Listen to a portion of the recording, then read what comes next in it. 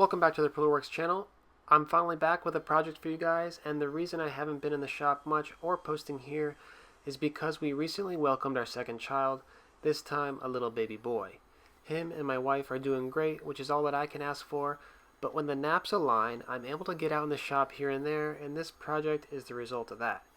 My last few projects have been pretty large in scale: a big coffee table, a desktop, and 2 large cabinets. They require a ton of material and can be physically tough to move around in a small shop, not to mention they're a little bit more stressful to take on. So I decided to change things up and go mini. This miniature workbench will be the first of a few mini builds I have planned.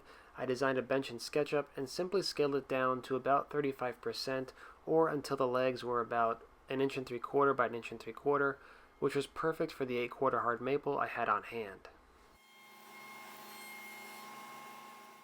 I rough cut the maple with the table saw and jointed 2 faces for the square stock. I also cut up some pieces for the benchtop lamination. The benchtop could have been a single wide piece, but I thought a lamination would add to the novelty of a miniature workbench. In total, I laminated 10 pieces, each 7/8 of an inch thick, which yielded an 8 3/4 inch wide benchtop. I then cut up the leg and rail stock at the table saw using a featherboard to keep the material firm to the fence. The leg stock is 1 3/4 inches square, while the rails are 1 3/4 inches by 1.5 inches. That 1/4 inch difference between the legs and the rails will be a 1/4 inch reveal in the side assemblies that you'll see later on. I used the dowel max to join all of the pieces. The legs and rails are flush on the inside, so that's the face I referenced off of. With the inside flush, the 1/4 inch reveal is shown on the outside. The top rail is flush with the top of the legs, while the bottom rails are about 1.5 inches off the ground, so to speak. I also drilled the holes for the long rails before gluing the side assemblies, as they would be more difficult or impossible to drill afterwards.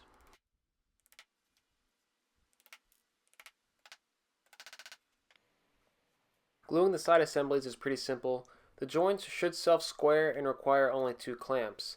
Before connecting the sides with the long rails though, I added a rabbet to the rails which will hold the shelf slats later on. I took this in 2 passes with a 1/4 inch spiral bit. This little Veritas router table has been pretty handy. It handles a lot of small tasks really well, which is exactly what I got it for. And moving on to the next glue up, it should be just as simple as the previous, and just like that, we have the workbench base.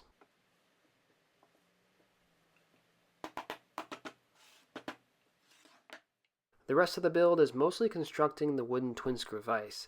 It's essentially an integrated Moxon vise. I jointed and planed the bench top down to about 2 1/8 and also milled up a nice piece of bird's eye maple for the vise jaw.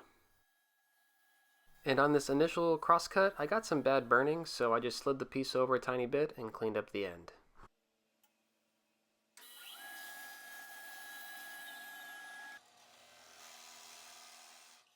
The integrated vise is fairly simple. I started out by drilling 1-inch holes in the jaw. These were spaced about 2 inches from each end along the middle of the width. From there, I used double-sided tape to align the jaw on my bench top. I used my 1-inch Forstner bit to mark exactly where the holes in the bench top would need to be. Those bench top holes only needed to be 7/8 inch in diameter though, because they would have 1-inch threads tapped in them.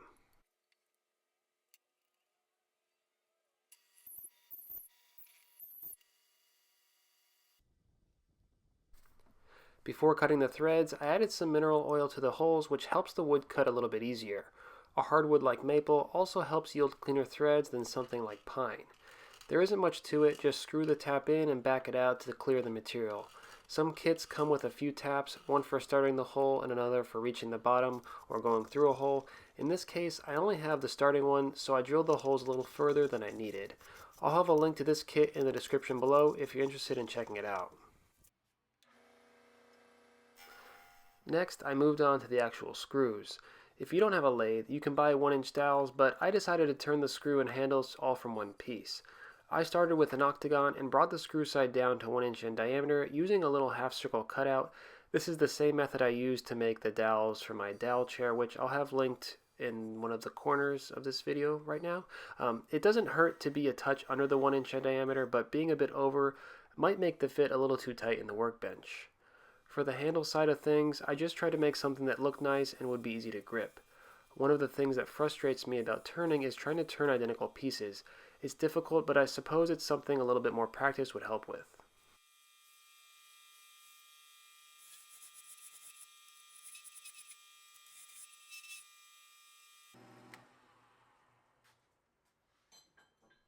Once the turning was done, I soaked the screw side of each handle in mineral oil overnight. The block on the bottom of the die helps keep the whole thing square, and once I got the threads started, I removed that block so I could cut the threads as far down as possible close to the handle. Cutting these threads is kind of a fun process, and it makes a really unique noise, so I'll kind of just let that play for a little while.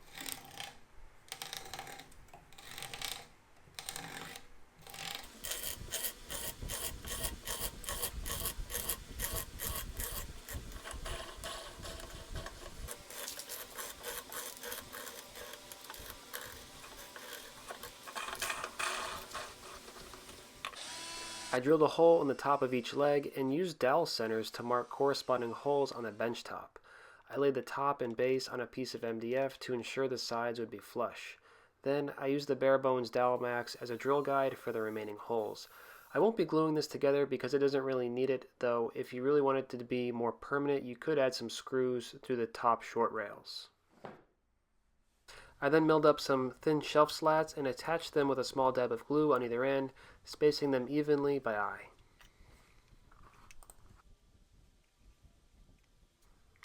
To spruce up the vise and add a little grippiness, I attached some leather to either face of the vise. I used contact cement on all 4 faces, let it dry, then joined the pieces together. The leather is also helpful because it acts as a buffer between the vise and the workpiece it's holding, so that neither piece gets marred.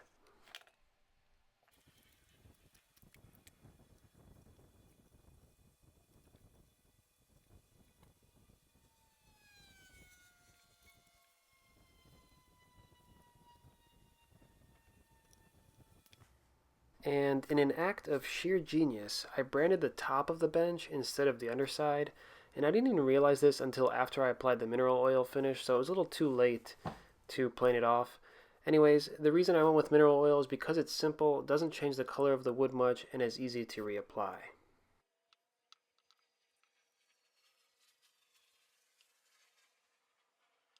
Well, that's about it for the mini workbench. It's a bit of a novelty, but I had a lot of fun with it. The twin screw vise is completely functional and works great.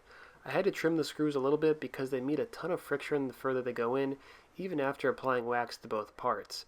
In the end, I was left with a clamping capacity of about 7/8 of an inch, which is well over the half-inch or thinner material I intend to use it for. I started to make plans for this, but realized it was pretty niche and relatively simple, so with that said, I'll have the SketchUp file linked below along with a few of the products used to complete the build. As always, if you have any questions, leave them in the comments below. Thanks for watching.